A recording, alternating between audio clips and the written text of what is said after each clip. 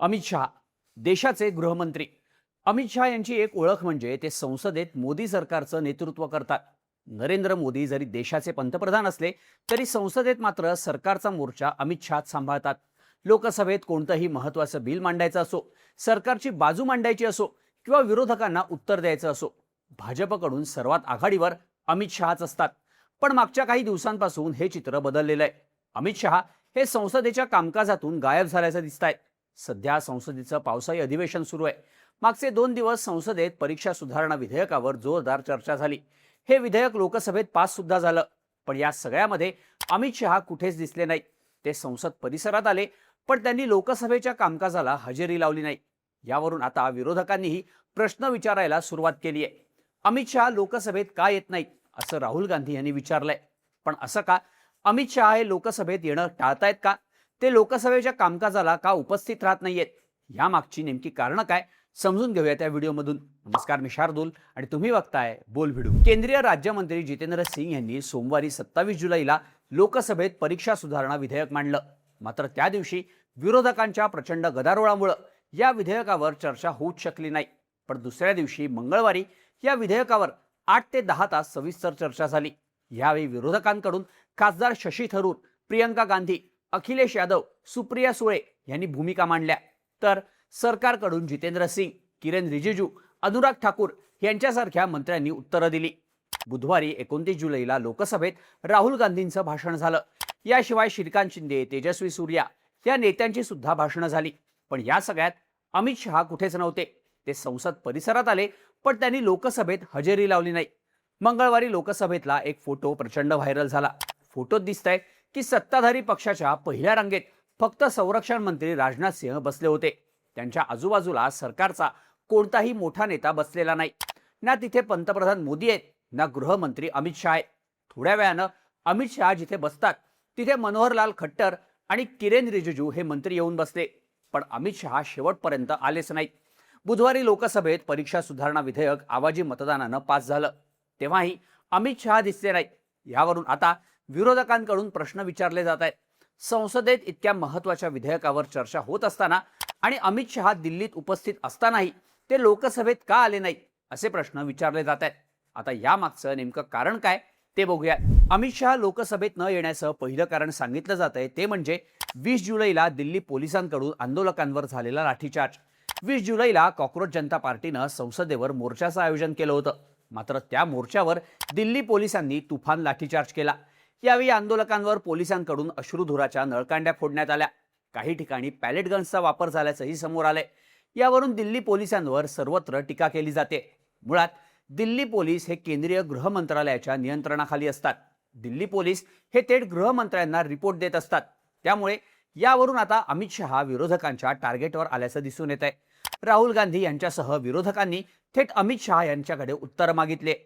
अमित शहा यांच्या आदेशावरूनच दिल्ली पोलिसांनी विद्यार्थ्यांवर लाठीचार्ज केला, पेलेट गन्स चालवल्या असा गंभीर आरोप राहुल गांधी यांनी केलाय. एवढंच नाही तर बिहारमध्ये एका पोलिसानं आंदोलकांवर थेट AK-47 चालवल्याचं समोर आलंय. त्यावरून बिहारचे मुख्यमंत्री सम्राट चौधरी यांना प्रश्न विचारले जात आहेत.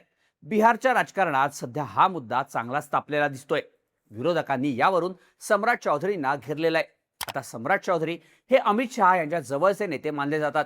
त्यामुळे पुन्हा टार्गेटवर अमित शहाच आलेले दिसतात. आता समजा या सगळ्या परिस्थितीत जर अमित शहा लोकसभेत आले तर त्यांना विरोधकांच्या या प्रश्नांना उत्तर द्यावी लागतील. विरोधकांचा सगळा फोकस अमित शहा यांच्यावर जाईल. राहुल गांधी यांनी या मुद्द्यावरून गृहमंत्र्यांचा राजीनामा सुद्धा मागितलेला आहे. समजा अमित शहा लोकसभेत आले तर त्यांना मोठ्या विरोधाचा सामना करावा लागू शकतो. त्यामुळेच सध्या अमित शहा हे लोकसभेत येणं टाळत असल्याचं बोललं जात आहे. अमित शहा लोकसभेत न येण्याचं दुसरं कारण सांगितलं जातं ते म्हणजे हे सरकार विरोधकांनी सेट केलेल्या नॅरेटिव्हवर चालत नाही. खरं तर मागच्या 12 वर्षात मोदी सरकारमध्ये एक पॅटर्न दिसून आलाय. तो म्हणजे हे सरकार कोणत्याही मुद्द्यावर स्वतःचं नॅरेटिव्ह सेट करतं. सरकारकडून अधिवेशनाचं प्लॅनिंगच अशा प्रकारे केलं जातं की विरोधकांना सरकारनं सेट केलेलंच नॅरेटिव्ह फॉलो करावं लागतं. मागच्या हिवाळी अधिवेशनात हेच पाहायला मिळालं. त्यावेळी देशात इंडिगो विमानाचा क्रायसिस सुरू होता. रुपयाची सातत्यानं घसरण होत होती. दिल्लीच्या लाल किल्ल्याजवळ मोठा बॉम्बस्फोट झाला होता. पण संसदेत यापैकी कोणत्याच मुद्द्यावर चर्चा झाली नाही. संसदेत चर्चा झाली ती वंदे मातरमच्या मुद्द्यावर. कारण या सगळ्या मुद्द्यांमुळे सरकार अडचणीत आलं असतं. सरकारला त्यावर उत्तर देणं भाग पडलं असतं. त्यामुळे सरकारनं वंदे मातरमचा विषय संसदेत आणला आणि विरोधकांनाही त्यावर चर्चा करणं भाग पडलं. आता सध्याच्या अधिवेशनात परीक्षा सुधारणा विधेयकाचा मुद्दा चर्चेत आला, पण हा सरकारच्या अजेंड्यावरचा मुद्दा नव्हताच. तो सीजेपीच्या आंदोलनामुळे आणि धर्मेंद्र प्रधान यांच्या राजीनाम्यामुळे संसदेत आला. त्यामुळे सरकारनं याला जास्त महत्त्व देणं टाळल्याचं दिसतंय. जो मुद्दा विरोधकांचा आहे त्यावर जास्त चर्चा करायची नाही, हे मोदी सरकारचं धोरण राहिलंय. समजा अमित शहा यांच्यासारखे मंत्री या विषयावर बोलले असते, सरकारकडून त्यांनी लोकसभेत बाजू मांडली असती, तर सरकार या आंदोलनामुळे फार डिफेन्सिव्ह मोडमध्ये गेल्याचं चित्र निर्माण झालं असतं. एक प्रकारे जन आंदोलनामुळे अमित शहा यांना विरोधकांच्या मुद्द्यावर संसदेत बोलणं भाग पडलं, असा मेसेज याद्वारे गेला असता. मोदी सरकारला नेमकं हेच नकोय. त्यामुळे अमित शहा यांनी या विषयावर संसदेत बोलणं टाळल्याचं दिसतंय. अमित शहा लोकसभेत न येण्याचं तिसरं कारण सांगितलं जातं, ते म्हणजे भाजपची स्ट्रॅटेजी. खरं तर भाजपला या पावसाळी अधिवेशनात अनेक महत्त्वाची विधेयकं पास करून घ्यायची आहेत. यामध्ये परदेशी फंडिंग रेग्युलेट करणाऱ्या FCRA सारखं बिल सुद्धा आहे. पण यात सर्वात महत्त्वाचं बिल आहे ते म्हणजे नारी शक्ती विधेयक. या विधेयकाच्या माध्यमातून सरकारला 2029च्या लोकसभा निवडणुकीआधी देशात डिलिमिटेशन अर्थात मतदारसंघांची पुनर्रचना करायची आहे. हे विधेयक सरकारनं अर्थसंकल्पीय अधिवेशनातच मांडलं होतं. मात्र त्यावेळी सरकारकडे 2/3 बहुमत नसल्यामुळं ते पास होऊ शकलं नाही. आता गेल्या 4 महिन्यात सरकारकडून खासदारांची बऱ्यापैकी जुळवाजुळव झाली आहे. सरकारला 2/3 बहुमत मिळालं नसलं तरी DMK सारख्या पक्षांशी बोलणी करून सरकारनं तो आकडा जुळवल्याचं बोललं जात आहे. मात्र CJPच्या आंदोलनामुळं आणि धर्मेंद्र प्रधानांच्या राजीनाम्यामुळं हा सगळा विषय मागे पडलाय. या मुद्द्यावरून अधिवेशनाचा संपूर्ण पहिला आठवडा गोंधळात वाया गेला. आता अधिवेशनाचे फक्त 2 आठवडे राहिलेत. त्या दरम्यान सरकारला नारी शक्ती विधेयक पास करून घ्यायचे. ते विधेयक अमित शहाच मांडतील हे स्पष्ट आहे. त्यामुळे विरोधकांच्या सर्व आरोपांना अमित शहा त्यावेळीच उत्तरं देतील असंही म्हटलं जात आहे. समजा अमित शहा यांनी परीक्षा सुधारणा विधेयकावर संसदेत उत्तर दिलं असतं तर हा विषय आणखी मोठा झाला असता. विरोधकांनी आपले आरोप आणखी तीव्र केले असते, ज्याला सरकारला उत्तर देणं भाग पडलं असतं. यामुळे चर्चा लांबली असती. सरकारला हेच नकोय. सरकारला परीक्षा सुधारणा विधेयक लवकरात लवकर पास करून हा विषय इथेच संपवायचा आहे.